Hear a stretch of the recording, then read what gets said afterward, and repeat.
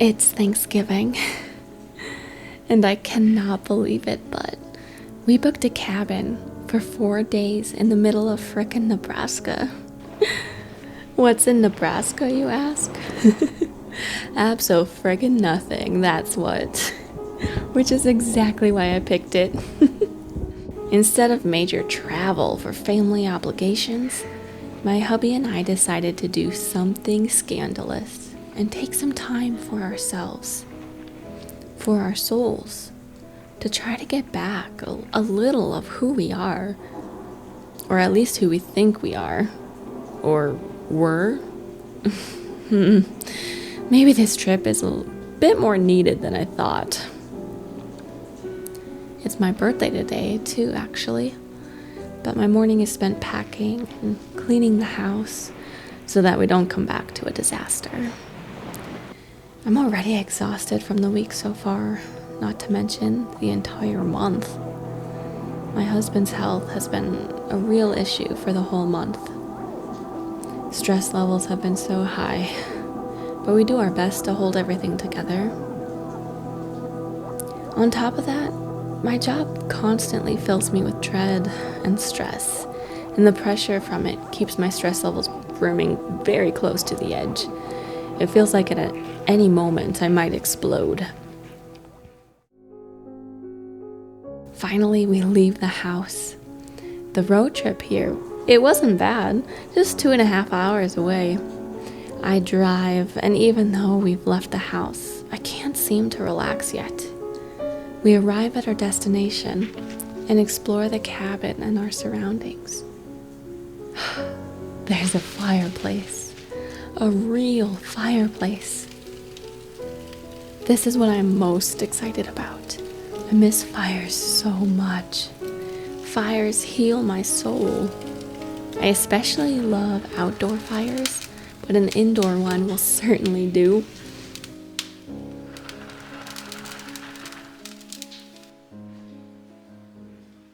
After I settle in, pour some wine, and play my uke, my appreciation for the pure comfort an indoor fireplace can bring increases tenfold. It is positively riveting, healing, calming, mesmerizing. I could stare into those flames for hours. In fact, I did. It is so perfect for getting lost in thought and blocking out all other distractions. Unwinding finally kicks in. I can feel my shoulders start to relax. My forehead eases up on its usual state of consternation. What is it about this place that's so magical? Is it the quiet? The nature? The visual distance? The newness? Is it simply the fact that we are away from our jobs? Or is it just all of the above? It's so calm and quiet. So quiet out here. Many thoughts ensue, of course. We knew we'd have a lot of deep, most likely painful thoughts during this trip. We welcomed it, actually. Why do we keep trying to conform to the world's expectations when it clearly does not work for us? Our only problem keeps coming back to how can we make money through all this? That's how we keep getting stuck. We always have to stop and get a job. Why can't we figure out how to earn from our own hands? We need this to finally start happening. Nothing will change unless we make it change. Nothing will change unless we take action. So, the biggest impact I felt during this trip was Friday morning. I woke up at 5:45, just in time to watch the sunrise. The golden sunlight flooded into the room, soaking me in its radiance. It truly was magical. I could actually see nature Instead of the side of someone's house or some power lines or vehicles, I could actually see the rolling fields, the forest in the distance, and the sky. I was running around having so much fun with my camera. This reawakened something in me, my love for filming. I used to capture such beautiful images, and I truly enjoyed it. But ever since I moved into this crap-hole rental in this crap-hole city I got stuck in, my passion for filming has shriveled up and withered. It was such a refreshing feeling of life to find myself enjoying filming again, now that I actually had something better than yuck to capture. The life I felt inside me was like a welcome wave of relief.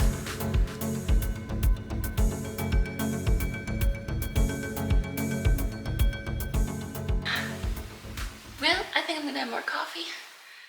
I am prepping for our Christmas card photo. What do you think? This is pretty neat. Pretty good. Let's see. How do I look? Hey. It's been a great trip. We've had hard times already, but also really good times. I'm really glad we did this. I'd say it was worth the money. Have you ever done something like this? Like just get out? Get frickin' out of your element?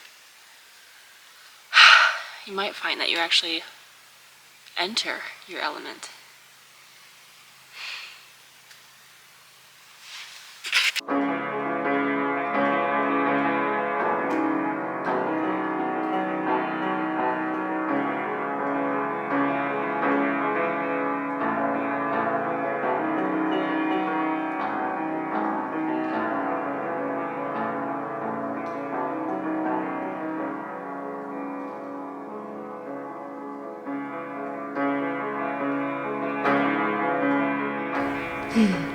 Another favorite part of this trip was rereading my old novel I wrote 5 years ago. It was like a tasty treat and brought back so many memories from the time I wrote it. It also comforted me to know I had created a little escape in my mind, a story that I could flee to and think about. It's kind of strange to think I created an alternate reality I can escape to. It's Sunday morning. Checkout is like in an hour and a half. I don't want to go back. I really do not want to go back. It's not like anything about this place is perfection, you know? But it's quiet and there's no noise. And there's no uselessness. Look at this beautiful view. Look at these clouds. Yeah, it's not perfect. It's 5% humidity out here. And my nose is so dry I can hardly breathe. But when we go back, it's not even about that crummy house we live in. It's about what we're doing with our time. Stuck working jobs that mean nothing. They don't better the world. They don't better anyone. And yet how much of that is what we all do? We all do a whole lot of that. There's a car coming. And we feel trapped, like that's all we have. That's our only options. But is that true? Do we have power? Do we little humans have power in our lives? That's what I'm here to find out. This trip for us, it was a trip of self-discovery. By the time it was time for us to return home, we knew our discovery wasn't over yet. We had to see what our thoughts were when we got home. Strangely enough, coming home to the rental itself it wasn't very bad at all. It didn't even stink when we walked in, miraculously. And you know what I'm talking about if you've been keeping up on my videos. Actually, the worst part of it was when we had to stop at Walmart on the way home. Oh, it was jam-packed and our anxiety skyrocketed. That helped us realize that as yucky as our rental is, it's not the problem. The problem is city. You know, if we could pick up our rental and plop it into the middle of a field in Nebraska, we'd be just fine. The next test was to see how we felt after returning to work on Monday. And I'm sure it's not surprising in the least, but returning to work filled me up again with dread, uselessness, hopelessness. Actually, the thing that really helped me keep going that week was editing the music video I made about this trip. You know, I wasn't planning on it. I was actually just planning on vlogging about this trip and then making the video like this. But the music video just seemed to happen when I got home. I had to do it. And this also reawakened a spark in me because I love making music videos. And with this song, I thought it accurately captured the feelings of hope that sprung alive in me during this trip. But then once I finished editing the music video, the life and the hope retreated. Hey, it's been 4 days. It's Wednesday. We got back on Sunday. You know how when you go on a vacation, you're like, this is gonna be good. It's gonna rejuvenate me and reinvigorate me and refresh me so I can keep doing the life, go back to work and just keep it up. You know, that's what you think it's gonna do. It's gonna extend your tolerance of the bullshiticus. That's what you think. And then you do the thing, you go on vacation, you come back. I don't know about you, but for me, this time, it's not doing that. Instead of increasing my tolerance for bullshiticus, my tolerance has gone so low.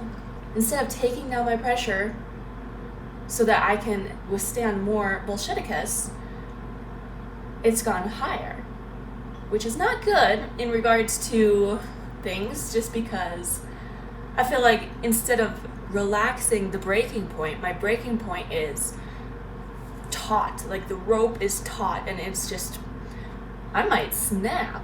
And that's not what this was supposed to do. This trip was supposed to relax it. Relax the rubber band. I'm making so many different analogies here, mixing them all up, but yeah.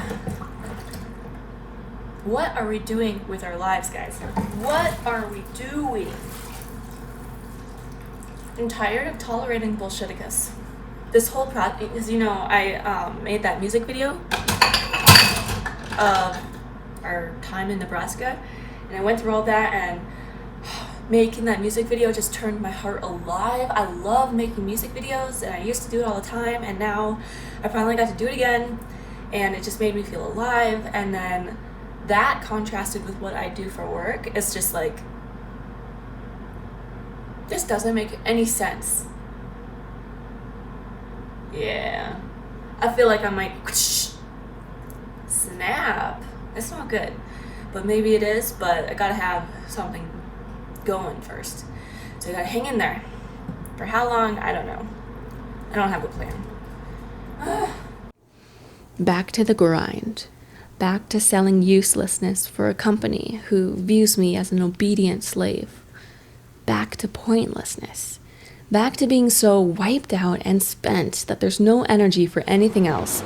Back to being so depressed it is incredibly difficult to create. Man, I don't even have kids. How do people with kids do this? Do the kids give them purpose and meaning? Is it enough to keep the depression at bay? I honestly want to know. Asking for a friend. I'm telling you, it is so hard to keep this YouTube channel going. It takes up most of my extra time to keep it afloat.